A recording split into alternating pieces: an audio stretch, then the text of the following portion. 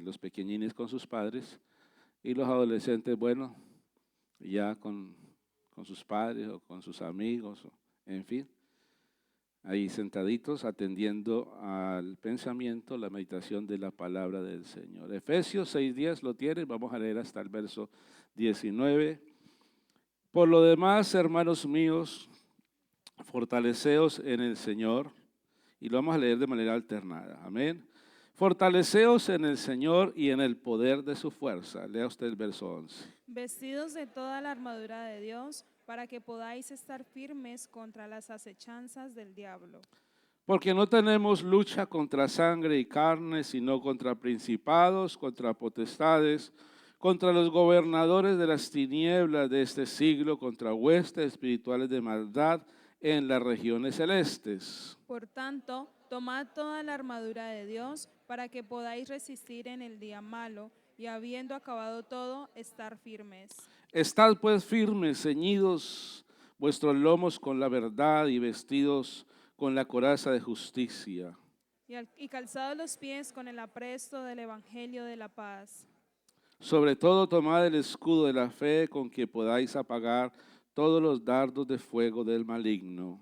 Y tomad el yelmo de la salvación y la espada del Espíritu, que es la palabra de Dios. Orando en todo tiempo, con toda oración y súplica en el Espíritu, y velando en ello con toda perseverancia y súplica por todos los santos. Y por mí, a fin de que al abrir mi boca me sea dada palabra, para dar a conocer con denuedo el misterio del Evangelio. Leamos todos el verso 13. Por tanto, tomad toda la armadura de Dios para que podáis resistir en el día malo y habiendo acabado todo, estar firmes. Soberano Jesús, Padre amado, Señor, en esta hora te honramos y te exaltamos, Señor, y te damos gracias, Señor, por tu presencia en nuestras vidas, por la iluminación en nuestra mente y la revelación de tu verdad. Señor, glorifícate, Padre Santo, en esta hora al meditar en tu palabra. Necesitamos, Señor, esta palabra es tuya, Señor, y que seas, Señor, con el poder de tu Espíritu Santo obrando en nuestros corazones, en el nombre glorioso de Jesús. Amén y amén. Démosle una alabanza a Dios. Aleluya. Tomen asiento, amados hermanos. Gloria al Señor Jesús. Por tanto, tomad toda la armadura de Dios con el objetivo de poder resistir el día malo y cuando todo haya terminado, entonces poder estar firme. El día malo. Yo quiero que hablemos hoy sobre el día malo. ¿A qué se refiere la Biblia con el día malo? Bueno, dice la Escritura, dice que usted y yo debemos administrar o aprovechar muy bien el tiempo, porque todos los días son malos. Es decir, que no hay un día que se diga que es un día santo, ¿no? Vamos a hablar de días santos, ¿no? Todos los días cada día trae su propio afán y cada día trae su propio mal momento, por decirlo de alguna manera. Sin embargo, la Biblia aquí nos habla del día malo. Claro, cuando vemos el contexto de este versículo, inicia diciendo que nosotros, amados hermanos, debemos de fortalecernos en el Señor y en el poder de su fuerza, vistiéndonos de la armadura de Dios. Amén. De la armadura de Dios, porque no tenemos lucha contra sangre ni carne, sino contra principados, contra potestades, contra gobernadores, contra huestes espirituales de maldad. Amén. Que habitan en las regiones celestes. Entonces, el día malo creo que nos llega a todos. Habrán días tal vez mejores, otros días que no son tan buenos, puede ser, pero Sí habrán momentos en nuestra vida donde podamos decir, esto no me lo esperaba y está siendo muy difícil de sobrellevarlo o de vivirlo. Podríamos decir que el día malo es el día que uno se enfrenta a la muerte, tal vez la pérdida de un ser querido. Y uno puede decir, y si usted de pronto ha perdido a alguien, usted puede decir, ese fue mi día malo. Un día de oscuridad, de dolor, de duelo, de luto, de tinieblas. Ese fue mi día malo. El perder un ser querido, el despertarse tal vez un día y después de tantos años compartiendo con una persona y levantarse y tocar y decir, ya no está, ya ha partido, ese debe de ser con seguridad un día malo para aquellos que tienen su hogar, perder el cónyuge, perder un padre, perder un hijo. Qué duro, ¿verdad? La pérdida, es decir, enfrentarse con la muerte, podemos decir que es un día malo. El enfrentarse con una infidelidad, con una pérdida de un proyecto que se tenía en común y que ahora se ha perdido, eso no es fácil. Y se puede decir, ese es mi día malo, ese fue mi día malo. Hay muchas cosas. De pronto, el día que le despidieron del trabajo y no se lo esperaba, tal vez el día que le trataron mal, que le insultaron, que le quitaron, que le robaron y que lo despojaron y quedó usted ahí como con esa espina clavada en el corazón y ese puede ser el día malo. Tal vez un embarazo no deseado o no esperado, ¿no? El momento, una noticia, es que no se esperaba esa noticia y es un momento duro de vivir. Podríamos ahora mismo señalar algunos otros momentos, pero yo quiero en esta hora invitarle a usted a pensar sobre el momento difícil que usted haya podido vivir en su vida.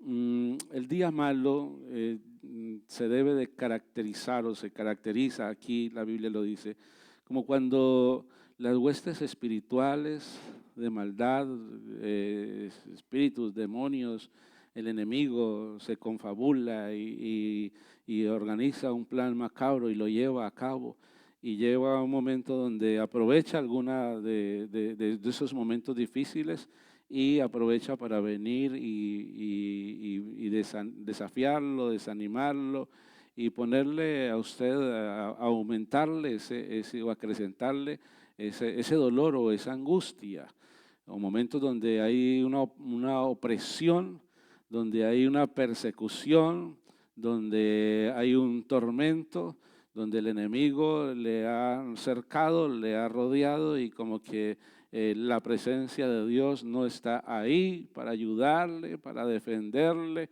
Y entonces es un día como de oscuridad, el valle de sombra de muerte, el día del fuego, de la prueba, el día duro de la tentación. Esas pueden ser las características del día malo. Y la palabra de Dios nos insta, nos dice que estemos preparados para enfrentar el día malo. Esto significa que a todos, sin excepción alguna, nos llegará el día malo. Sea usted ahora un niño o un adolescente, un joven o una persona mayor o un anciano, a cada uno nos llegará, sí o sí, nos llegará un día y ese día será catalogado como el día malo. Y entonces debemos, amados hermanos, no ignorar de que llegará ese día malo y al no ignorarlo, entonces estar preparados. Amén. Eso nos dice la Escritura, estar preparados. Estén, hermanos, fortalecidos y estén firmes, porque la lucha no es contra sangre y carne, sino contra espíritus y fuerzas demoníacas.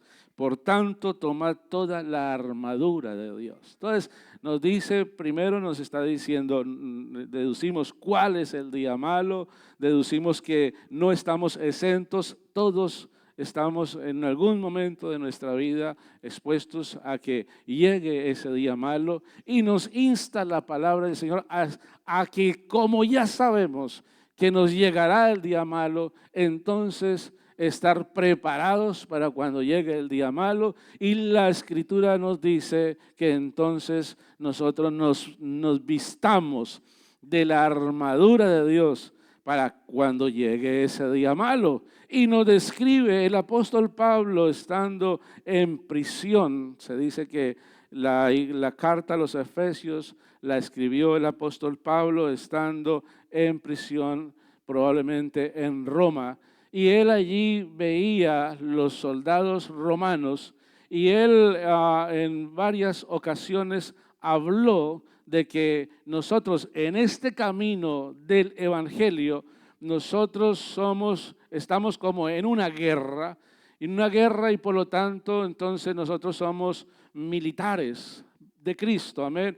Dice la Escritura, ninguno que milita se enreda en los negocios de la vida a fin de agradar a aquel que lo tomó por soldado. Amén. Y nos está entonces indicando de que la lucha, es decir, que esta vida cristiana es una vida donde hay un conflicto, y usted y yo estamos allí en un momento dado, hacemos parte de ese conflicto. Y entonces él observaba ahí a los militares romanos y él veía cada rango que había entre los militares, y entonces se fijó allí en un soldado romano. Entonces él empezó a describir cómo estaba vestido ese soldado, y eso era un símil de cómo debía de vestirse el creyente cristiano. Y entonces empieza a enumerar y dice, por lo tanto, dice el texto, estad firmes, ceñidos, y empieza a darlo en ese orden, ceñidos vuestros lomos con la verdad. Amén. Con el cinto de la verdad. Y el soldado llevaba un cinturón, y en ese cinturón sostenía una faldilla con metales, llevaba unas piezas metálicas y tela, y además de ello el cinturón sostenía la espada, y el cinturón ajustaba también lo que era la túnica del soldado romano y algunas otras cosas que colgaban sobre ese cinturón. Cuando dice ceñidos vuestros lomos con la verdad, nos está hablando de la Escritura dice, compra la verdad y no la vendas. ¿Y qué es la verdad?, preguntó Pilato. Jesús no le respondió, pero a nosotros sí que nos dijo el Señor, yo soy el camino, la verdad y la vida. Amén. Jesucristo, Él es la verdad absoluta. Todo lo demás son opiniones. Usted puede decir, aquí está haciendo frío, y otro dirá, aquí no está haciendo frío, aquí está haciendo calor, y al fin y al cabo son opiniones. No, es que la mejor ciudad para vivir es Barcelona, y otro dirá, no, la mejor ciudad para vivir es París o Londres, y al fin y al cabo esos son opiniones, no es la verdad absoluta. Y entonces alguien puede decir, esto es malo, otro va a decir, esto es bueno, y al fin y al cabo son opiniones. Pero el que tiene la verdad absoluta se llama Jesucristo. Y la Biblia dice, compra la verdad y no la vendas. La verdad, y cuando uno, porque dice la verdad, conoceréis la verdad y la verdad os hará libres. Amén. Y es que qué bendición es, hermano, uno andar con la verdad. Cuando una persona dice una mentira, tiene que sustentarla con otra mentira y con otra mentira. Y así el fundamento es como la casa que está fundada sobre la arena y vienen vientos o vienen tormentas o vienen ríos y es el ímpetu de las fuerzas de la naturaleza fácilmente la derriban.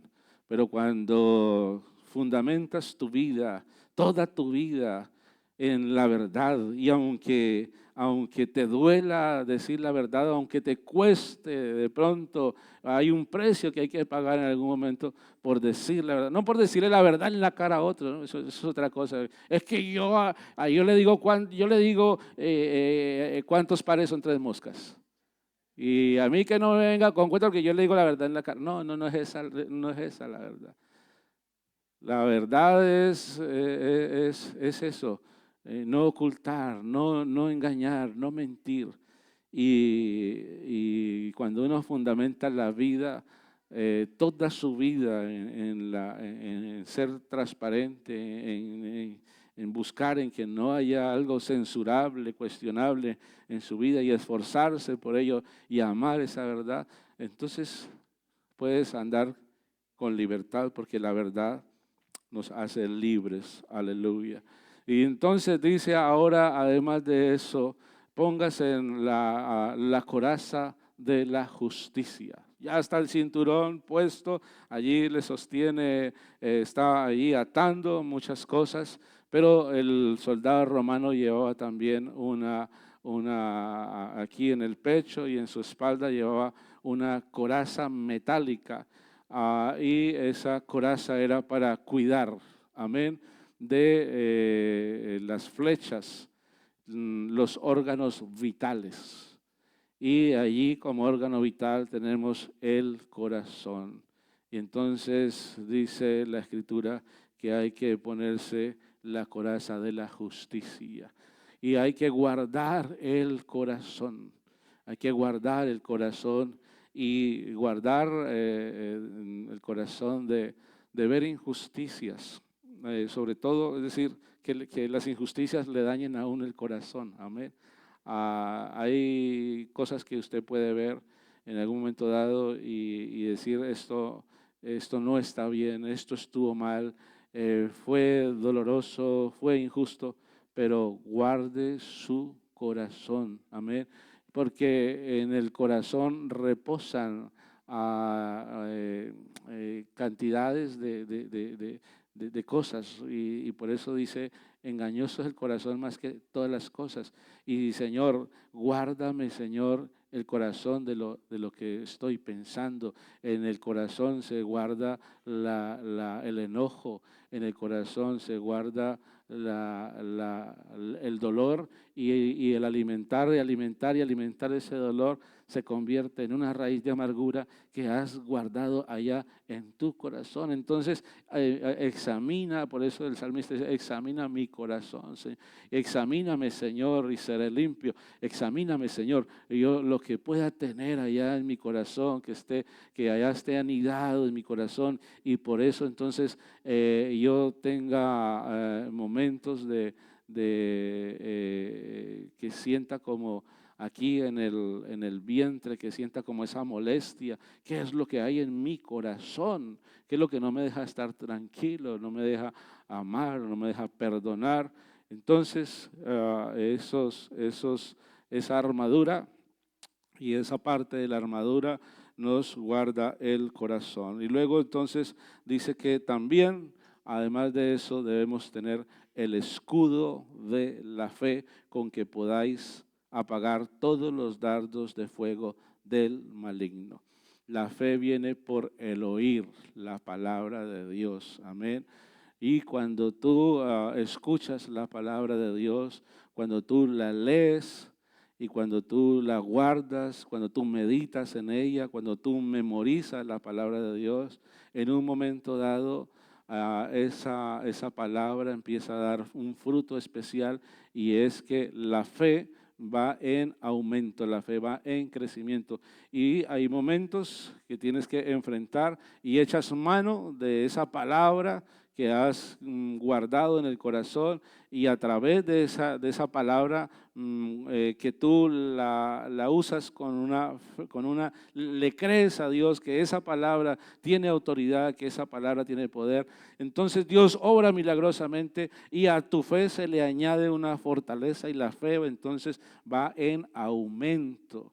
El diablo entonces va a tirar dardos de fuego, y el enemigo no puede leer tus pensamientos. Él no sabe lo que tú estás pensando, pero el enemigo sí conoce lo que tú hablas, y de la abundancia del corazón habla la boca. Y el enemigo entonces conoce tus falencias, tus debilidades, lleva observándote desde que tú naciste, lleva el enemigo observando a la persona y conoce sus debilidades. Y ahí el enemigo entonces dice: yo no le puedo leer el pensamiento, pero sí sé lo que habla, y conozco su vida, y entonces sí que puede tirar pensamientos.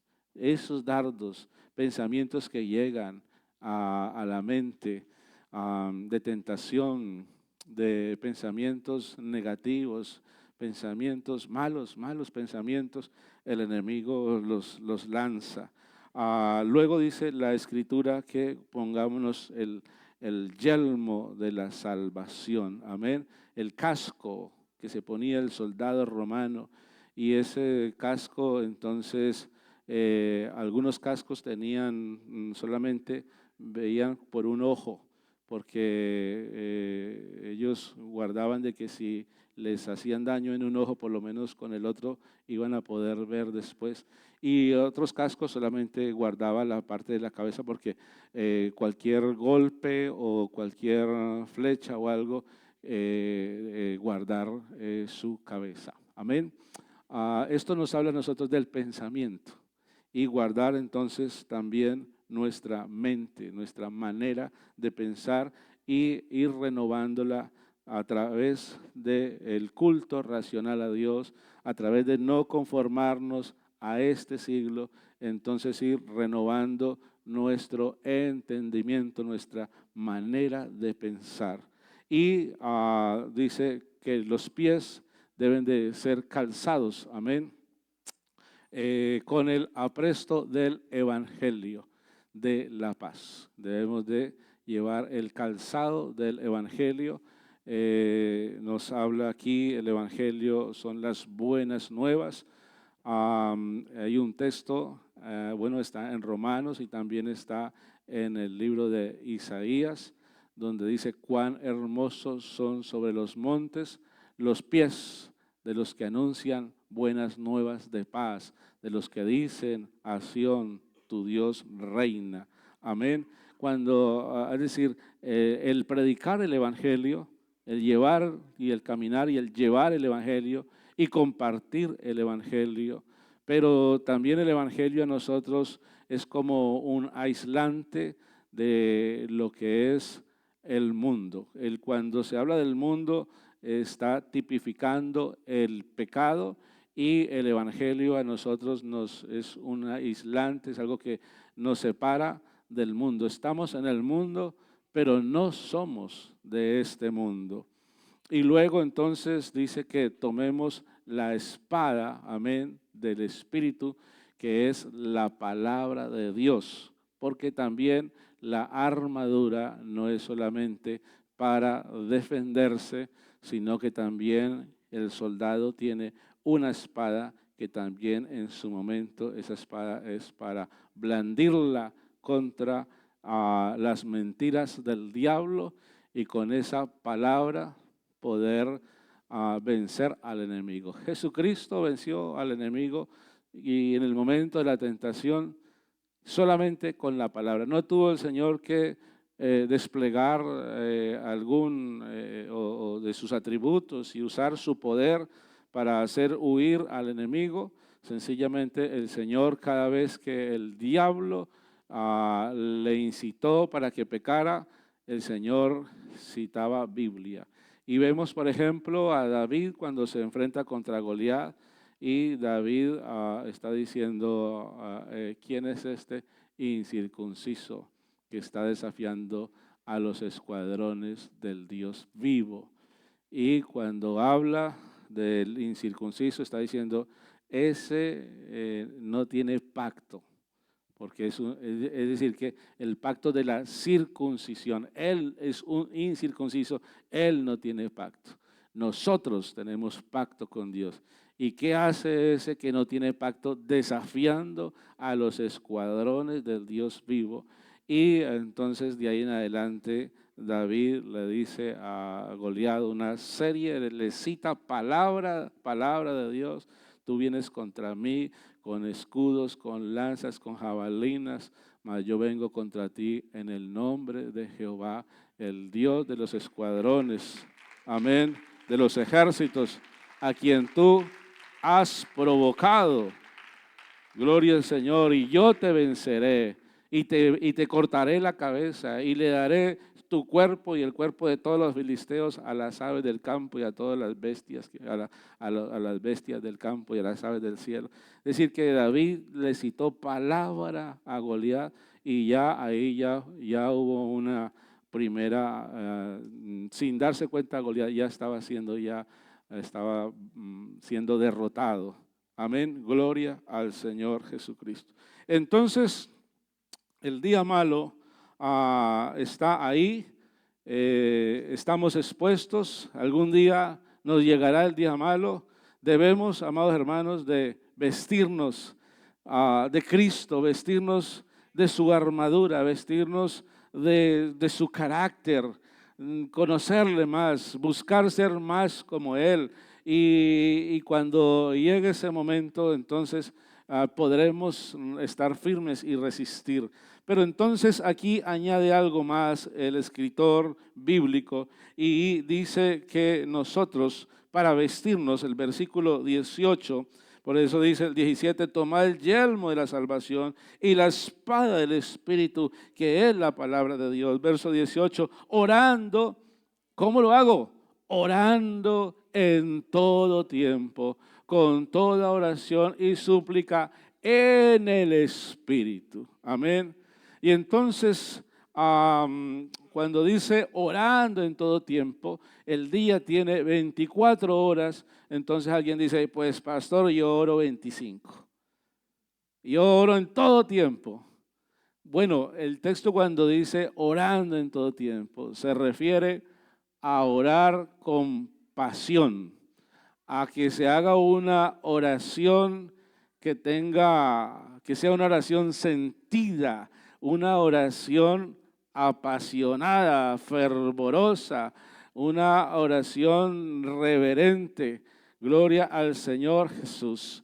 Y además de eso, dice que se debe de orar en el Espíritu.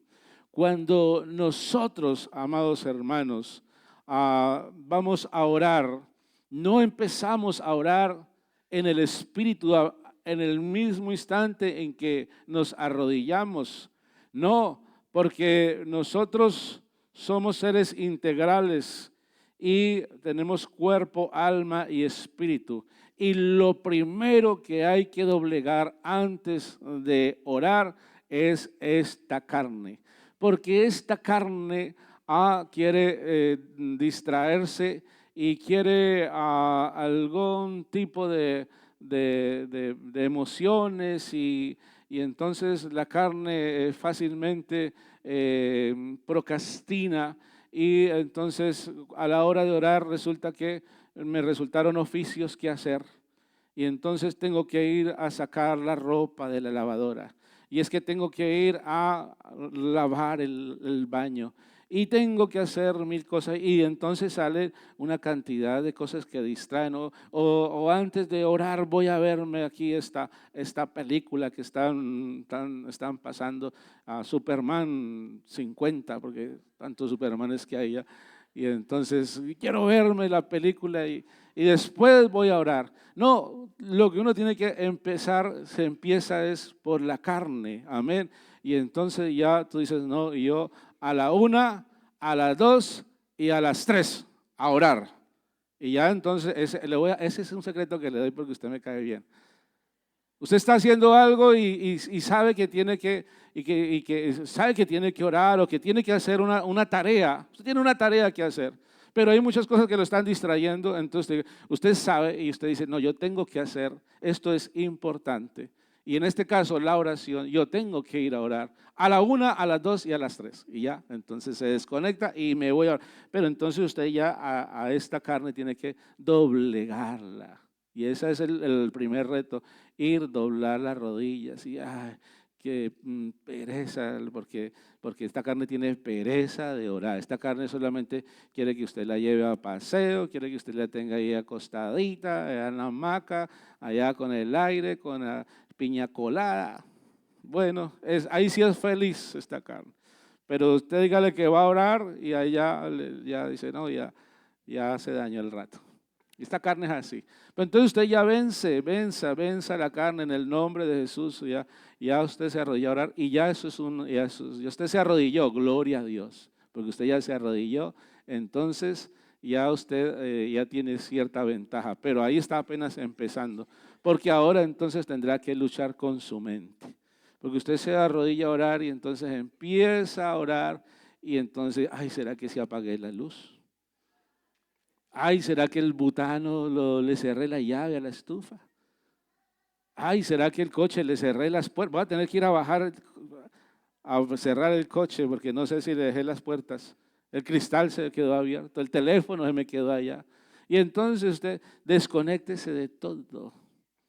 Tiene que desconectarse y entonces la mente se va. Usted está orando y la mente se va. Y ahora entonces lo que tiene que hacer es volver a traer la mente. Y vuelve y empieza de nuevo. No se levante. No, es que no puedo orar. Vea, me estaba quedando aquí dormido. Iba a orar, pero fue a meditar. Y no, yo quiero es orar. No, traiga su mente otra vez. Y vuelva otra vez y empiece de nuevo. Vuelva y empiece. Y para eso el Señor nos dejó el Padre Nuestro. Usted va por partes y el Padre Nuestro le ayuda para usted no salirse y no perderse del hilo conductual de la oración. Así que entonces la mente se le va. Y entonces está el joven orando por las jovencitas. Y se le va por allá pensando, ay, la jovencita Andrea, qué linda Andrea. Se le fue la mente pensando, él está intercediendo por los jóvenes y se le fue pensando, la mente pensando en no, entonces usted traiga su mente. Y la oración debe ser una oración racional. No es solamente santo, santo, santo, aleluya, aleluya, aleluya, y Señor, y te amo y te adoro. Eso está bien, pero que no sea como algo mecánico, sino que usted está allí hablando racionalmente con el Señor, donde usted allí, como ese padre, como ese amigo, porque hay momentos en que uno le habla a Dios como padre, hay momentos en que uno le habla como amigo, hay momentos en que uno le habla a Él como el Señor, el jefe, el amo. Señor, ¿qué quieres que yo haga? ¿Dónde necesitas que yo vaya? Y eso es otra faceta, ¿no?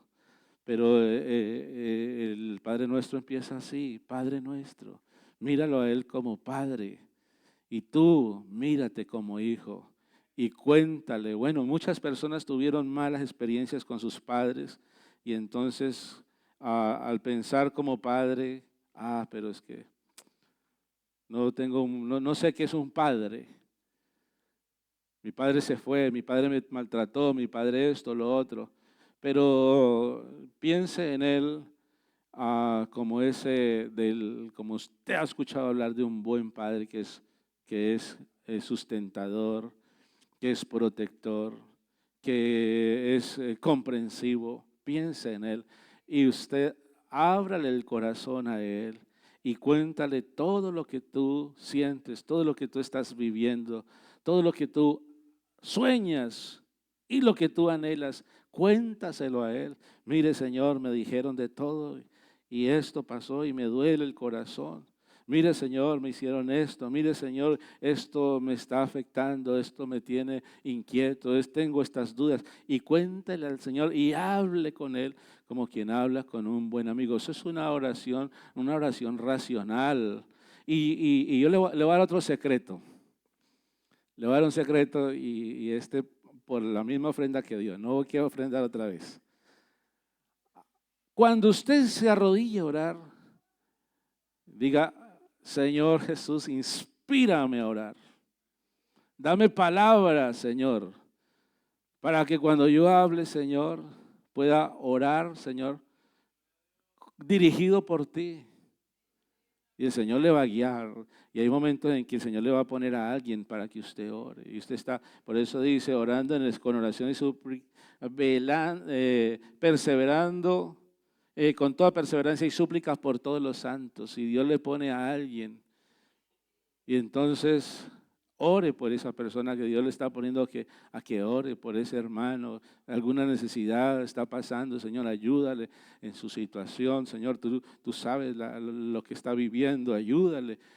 Y pase tiempo allí en la oración. Cuando nosotros estamos orando con nuestra mente, y hablándole tantas cosas al Señor, y luego ya llega un momento en la oración en que tú empiezas a pedirle a Dios.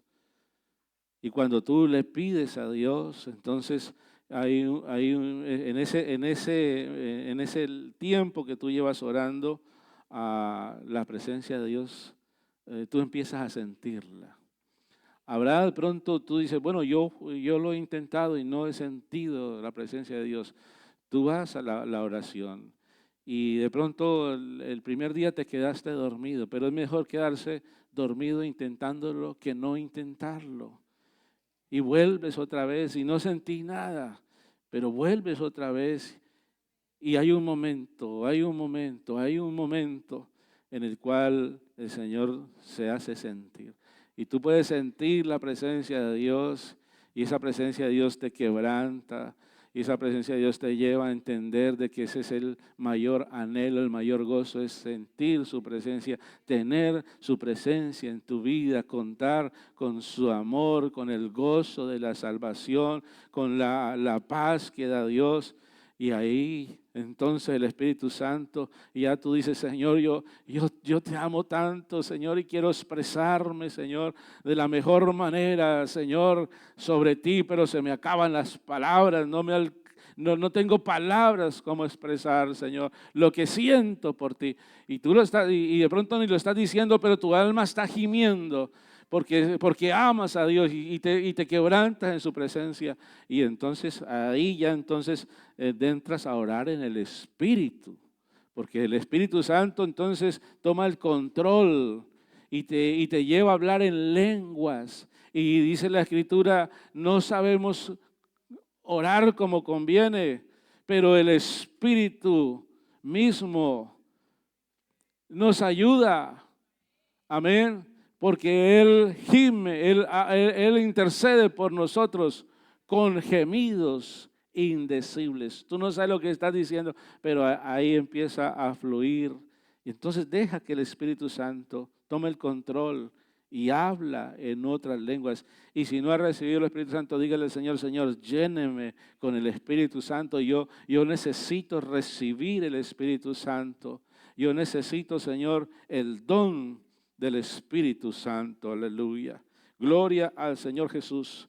Y entonces recuerdo una hermana que decía, pastor, yo no oro mucho porque pastor, yo lo voy a ser sincera, yo no le veo necesidad a orar tanto. Yo oro, pero no le veo necesidad de orar tanto. Yo no le veo necesidad de pasar al altar. Pasar al altar no me parece a mí necesario. Y ella hablaba muchas cosas que no le parecían necesarias, pero es decir, yo decía, y es que no lee la Biblia. Porque estos son principios que nos ha dado la palabra de Dios. Y ella decía, pastor, mi argumento para no orar tanto es que Dios sabe mi necesidad. Y Dios sí que, y vea que Dios la bendecía y Dios la ayudaba, pero eso se llama vivir por la misericordia de Dios. Que una cosa que es la gracia, otra cosa es la misericordia. Y el Señor la sacaba de unos líos, pero por misericordia. La sacaba de esos líos que se metía, pero por misericordia. Entonces, ella decía, no, y no hace falta esto o aquello, porque ya Dios ya lo sabe, Dios conoce lo que hay en el corazón. Y yo le dejo mis cargas al Señor. Y Señor, tú sabes lo que me está pasando, tú sabrás qué hacer. Y entonces ella confiaba, pero el texto dice, cuando tú ores, entra a tu recámara, entra a tu cuarto y cierra la puerta y ora a tu Padre en lo secreto. Y tu Padre que te ve en lo secreto, ¿qué? Te recompensará en público. Amén. Entonces, una cosa es el regalo y otra cosa es la recompensa. Y entonces estás toda la semana o todo el mes haciendo las cosas mal y quieres arreglarlo en un fin de semana. Tienes que estudiar y sacaste la semana para estudiar porque el fin de semana presentas el examen. Pero no estudias toda la semana, te vas para un lado, para el otro, paseas de aquí para allá y el viernes en la noche dices, mañana tengo que presentar el examen, entonces tomo un buen café y con eso estudio toda la noche y ya mañana presento el examen.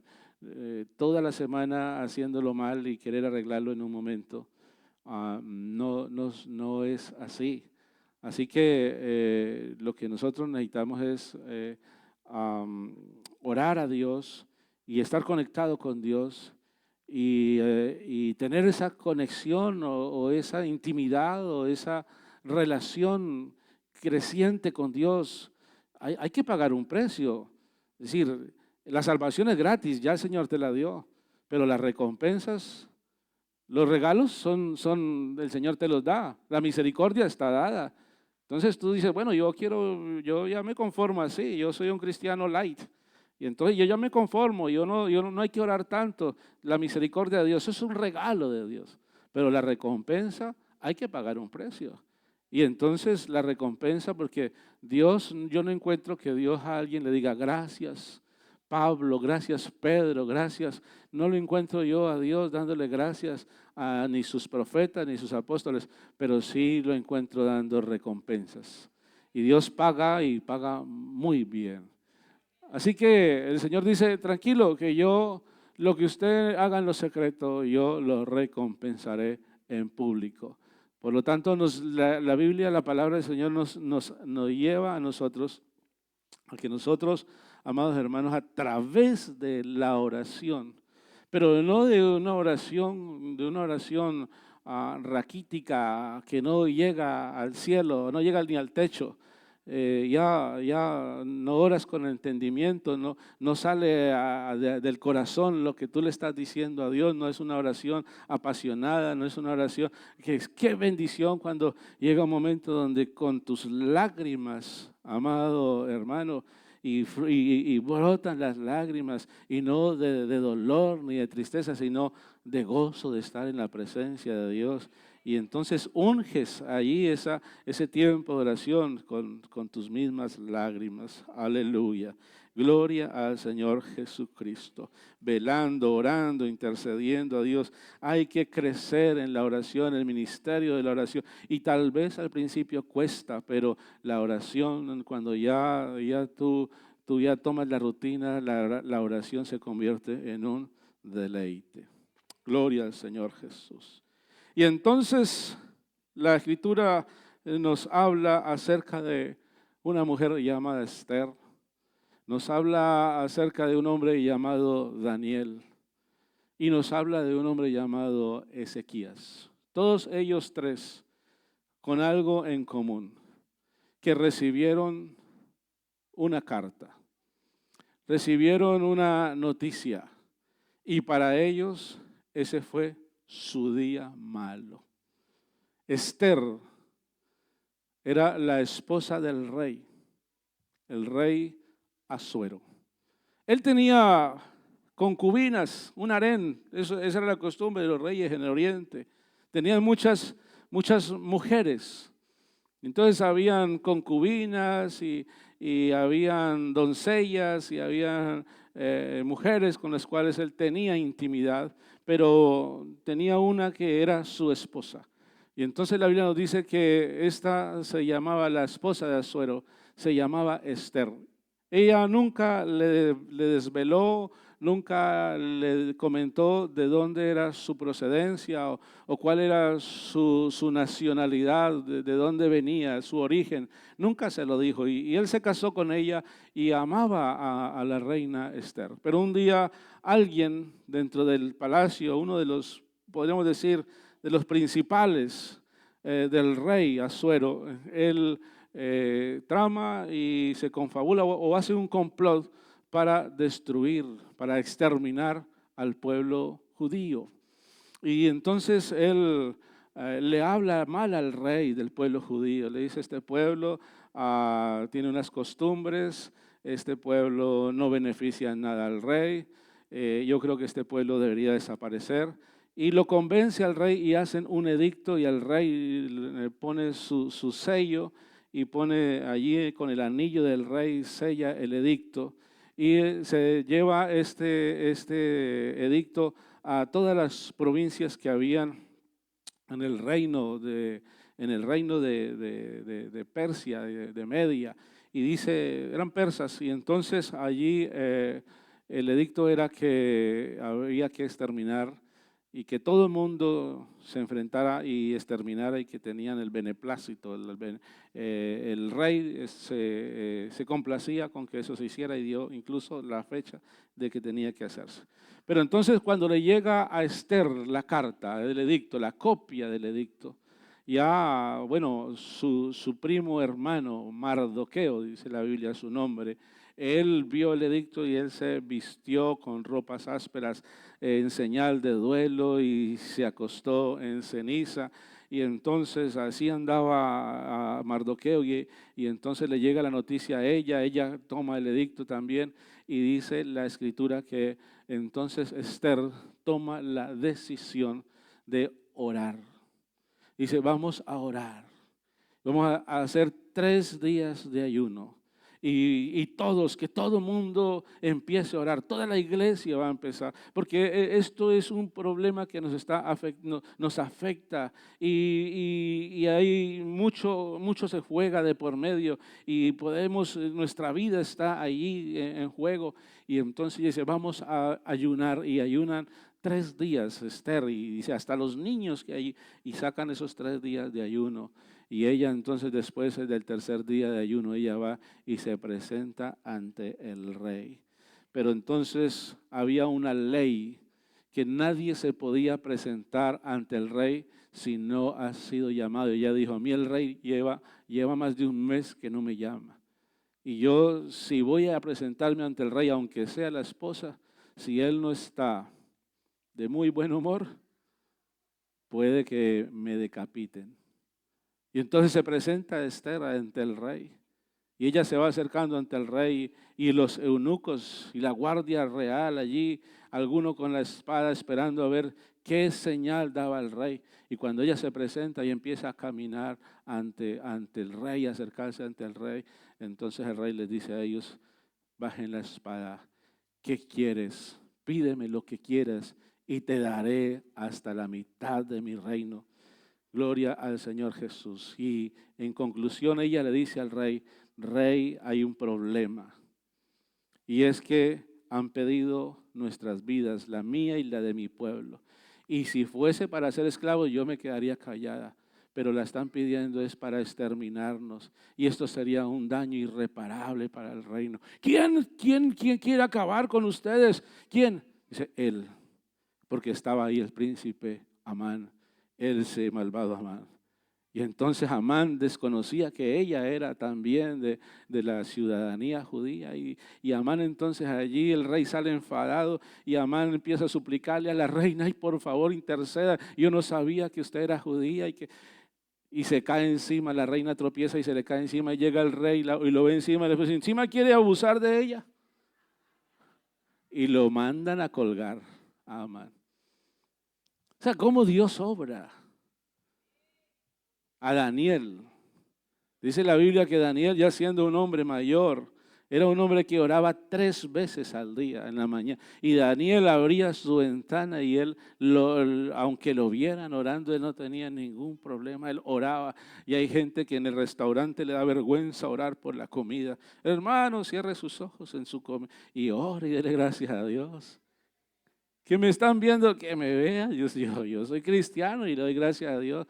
Le pido al Señor que santifique el alimento. Y Daniel entonces estaba allí, oraba. Y entonces había el rey Darío. Daniel era muy apreciado. Y dice la Biblia que Daniel tenía un espíritu superior. Y era un hombre que tenía una sabiduría. Y entonces el rey dividió el reino en 120, dice que provincias. Y puso 120 hombres sabios, lo llama sátrapas, y los pone a ellos como gobernadores, pero pone a Daniel como jefe de ellos, de los sabios.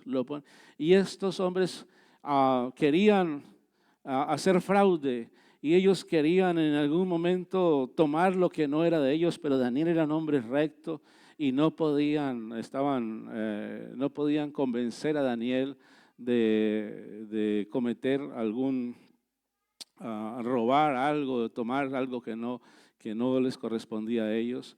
Y entonces empiezan a odiar a Daniel y dicen, no encontramos en Daniel ninguna fisura, no hay nada de que nosotros podamos acusarlo y para que él sea quitado de su puesto. La única manera es en cuanto a su creencia religiosa. La única manera por donde podemos encontrar algo es en contra de su fe.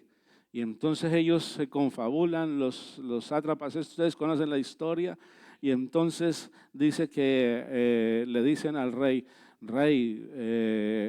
deberíamos de hacer un edicto, porque hay gente que adora muchos dioses pero entonces vamos a hacer un edicto que la gente tenga que adorarte, porque los reyes eran adorados desde el tiempo de los faraones y hasta los césares en el imperio romano, todos esos reyes y babilonios y entonces estos que eran medopersas también querían la adoración, eran hombres y eran reyes, pero ellos se hacían dioses. Y ahora entonces hacen un edicto y dicen que todos aquellos que por espacio de 30 días le oren a otro que no sea al rey Darío, entonces lo iban a tirar al foso de los leones. Ustedes conocen la historia. Y dice la Biblia que Daniel vio el edicto, le llegó la carta y Daniel ve la carta y él dice, no pasa nada, yo seguiré orando. Y Daniel siguió orando como era de costumbre. Y siguió orando por la mañana, el mediodía y por la tarde, y finalmente lo descubren y lo llevan al rey. El rey amaba a Daniel, pero él dice, es que ya está firmado con el sello de la ley de Media y de Persia y ya no se puede abrogar esa ley. Por lo tanto, lo siento mucho, Daniel. Y dice, y él hizo lo posible para salvar a Daniel, pero finalmente ya tenía que cumplirse la ley y a Daniel lo tiran allá en el foso con los leones. Pero los leones, se aparece allí un ángel y Daniel allí, los leones con esa hambre que tenían, pero el ángel le cerró la boca a los leones y los leones no pudieron hacerle daño a Daniel. Porque el día malo, Dios nos libra del día malo. Y dice la Escritura que cuando al otro día el rey va y abre allá y llama a Daniel, el Dios a quien tú continuamente sirves, ¿te ha podido librar de los leones? Vive para siempre, rey. Mi Dios envió su ángel. Él le cerró la boca a los leones para que no me hiciesen daño. Y aquí estoy en pie. Aleluya. Gloria al Señor. ¿Sabe qué dice la palabra de Dios? Que sacaron a Daniel y cogieron a esos 120 sátrapas y los tiraron allá con sus familias. Y que antes de que cayeran allá al foso, ya los leones se abalanzaron sobre ellos y rompieron sus huesos. Y Ezequías, el rey Ezequías, la Escritura nos dice que era un rey que se comportó muy similar a David y al rey Salomón. Es decir, que hizo lo bueno delante de los ojos de Dios. Cuando él fue puesto como rey, tenía unos 24 años. Dice que él derribó todas las imágenes que habían, los dioses falsos, paganos que habían, y los mandó a derribar y restauró el culto a Jehová. Los sacrificios, el sistema con los levitas, celebra la Pascua, las fiestas que pertenecían, que eran fiestas religiosas, las restaura. Y bueno, halló gracia delante de Dios, tenía una relación especial con Dios, a diferencia de muchos otros reyes que se fueron detrás de dioses paganos. Pero llegó un momento en que el rey de Asiria envía a sus ejércitos y a una embajada con los ejércitos y rodean a Jerusalén, que es la capital de Judá.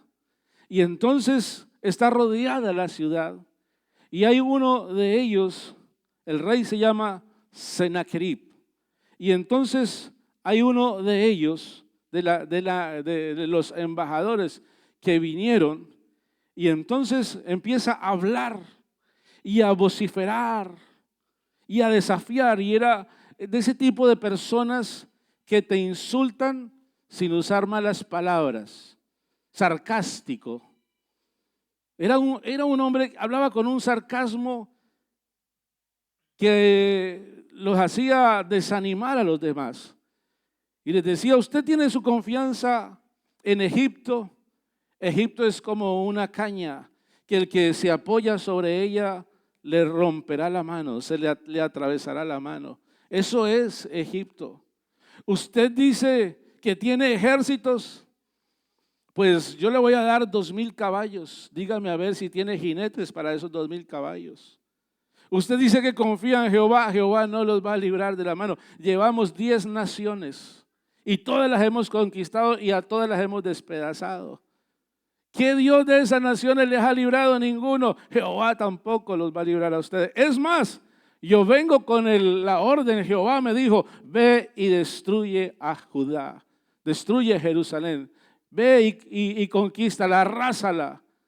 Y entonces el rey Ezequías se va angustiado porque eran superados en número por este ejército, y se va angustiado y habla con él, envía allí razones al profeta Isaías para que Isaías ore. Isaías le dice, tranquilo, Dios ha dicho que no va a ser invadida la ciudad. Pero entonces dice la escritura que este rey le envía unas cartas, porque ellos ya en esa campaña ya él le envía ahora, él tiene que salir a atender otras responsabilidades, el embajador del rey Sennacherib, y entonces le envía unas cartas a Ezequías, y en las cartas sigue desafiándolo y le dice, Dios no lo va a librar, no tenga confianza en Dios. Si ustedes no se rinden, van a terminar comiendo su estiércol y bebiendo su orina. Ríndanse. Y entonces Ezequías, cuando lee las cartas, dice la Biblia que Ezequías se fue, porque ese era su día malo, y se fue al templo, y se fue allá Ezequías, y empezó a poner las cartas allá, sobre el altar, y puso las cartas allá. Y le decía, Señor, mira, Señor, lo que están diciendo, Señor, cómo nos quieren humillar. Capítulo 19 de Segunda de Reyes. Voy a invitarle a usted para que esté en pie. Segunda de Reyes, capítulo 19, verso 14. Y tomó Ezequías las cartas de mano de los embajadores, y después que las hubo leído, subió a la casa de Jehová y las extendió Ezequías.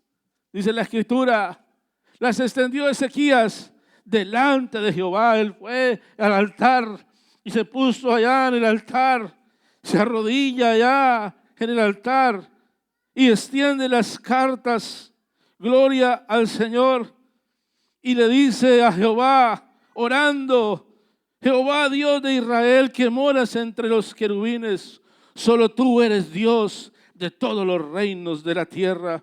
Tú hiciste el cielo y la tierra. Inclina, oh Jehová, tu oído y oye. Abre, oh Jehová, tus ojos y mira y oye las palabras de Sennacherib, el rey de Asiria, que ha enviado a blasfemar al Dios viviente. Es verdad, Jehová, que los reyes de Asiria han destruido las naciones y sus tierras, y que echaron al fuego a sus dioses, por cuanto ellos no eran dioses, sino obra de manos de hombres, madera o piedra, y por eso los destruyeron. Ahora pues, oh Jehová, Dios nuestro, sálvanos, te ruego, de su mano, para que sepan todos los reinos de la tierra que solo tú, Jehová, eres Dios. Entonces el profeta Isaías recibe una revelación y le manda a decir a Ezequías: así ha dicho Jehová, Dios de Israel, lo que me pediste acerca de Sennacherib, rey de Asiria, he oído. Y entonces llegan cartas.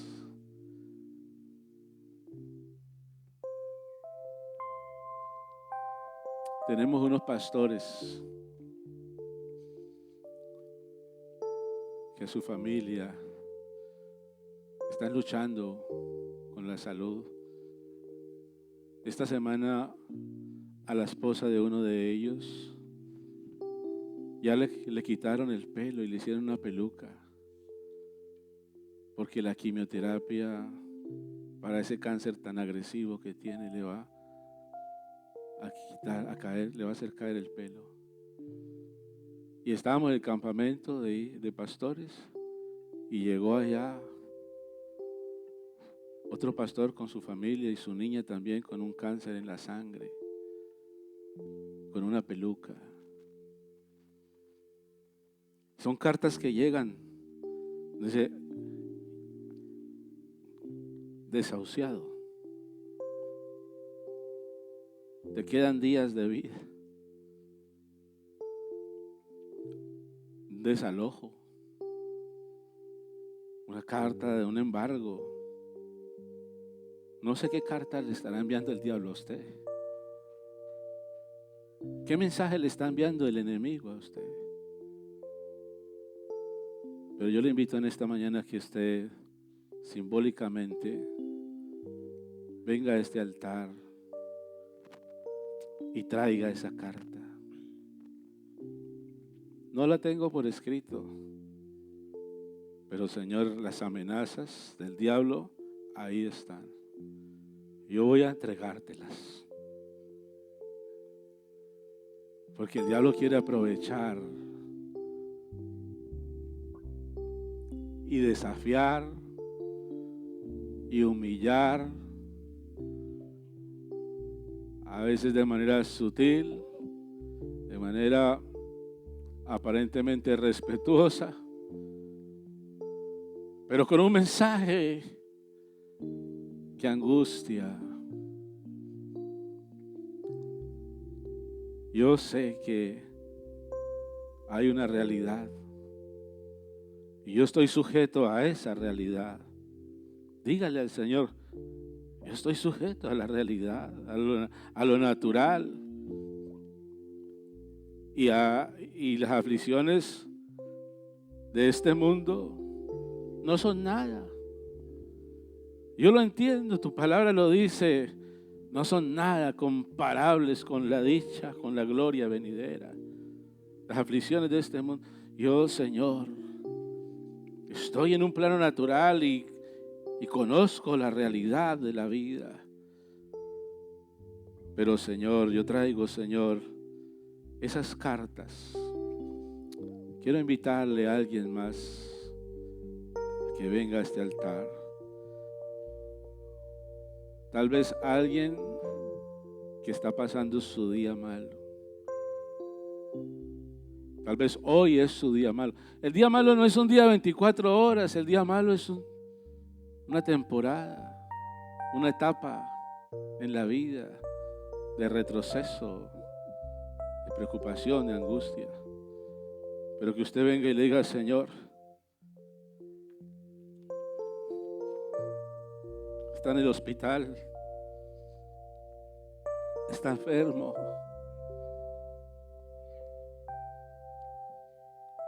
Y esto es lo que dicen los médicos. Y presenta usted esas cartas ahí a Dios. Señor, vea cómo el diablo se quiere reír, quiere atemorizarme. Es mi día malo. Venga usted a este altar y preséntele a Dios ese día malo. Y ahí donde usted está, cierre sus ojos y dígale a Dios, Señor, cuando llegue mi día malo, guárdame de mi día malo. Guárdame de mi día malo. ¿Sabe cuál puede ser el peor día malo? Que usted se muera sin Cristo. Ese debe ser el día más malo del ser humano. Enfrentarse a la muerte es un día malo. Que se le muera a uno de los papás es un día malo. Que se le muera el cónyuge es un día malo. Que lo desahucien, que le quiten, que una célula rebelde allí tome otra dirección. Un problema con un hijo. Alguien tomó una mala decisión en la familia y nos afecta a todos. Ese es un día malo. Pero yo quiero decirle algo. Hay un día más malo. Y es enfrentarse al enemigo sin armadura. Es morir sin Cristo. Ese es el día más malo. Y hay personas que se murieron y la familia dice descansó de esa enfermedad. Sí, descansó, se murió, descansó de la enfermedad, pero ahora tiene que enfrentarse a una realidad en la eternidad. Y es una eternidad sin Cristo. Yo quiero invitarle en esta mañana a que usted se vista de la armadura de Dios. Por tanto, tomad toda la armadura de Dios para que podáis resistir en el día malo. Y habiendo acabado todo, estar firmes, estad pues firmes, ceñidos vuestros lomos con el cinturón de la verdad. Allá el yelmo de la salvación, la coraza de justicia, el apresto del evangelio, calzando tus pies. El escudo de la fe, la palabra que es la espada. Vístase de Cristo en esta hora, Señor. Revístenos, revístenos, revístenos. Aleluya. ¿Sabe cómo murió Sennacherib, el rey de Asiria? Dios envió un ángel y mató a más de 100,000 soldados. Ese ángel. Y el rey tuvo que regresarse y llegó a Nínive, y estando ofreciendo allí él sacrificios a su Dios, sus hijos vinieron y lo mataron a espada. Es que el que se mete, el diablo como que le gusta a veces estar siendo derrotado por la iglesia. Es como que sabe que va a ser derrotado y sigue y sigue y sigue. En esta mañana, en el nombre de Jesús, hay victoria. Hay victoria. Presente esas cartas a Dios, Señor Jesús. En esta hora, oh Padre Celestial, te adoramos, te bendecimos. Oh, maravilloso Dios, enséñanos a orar. Fortalézcanos, Señor, en la oración, en el ayuno, Señor. Llévanos, Señor, a nuevos niveles. Oh, maravilloso Rey de autoridad.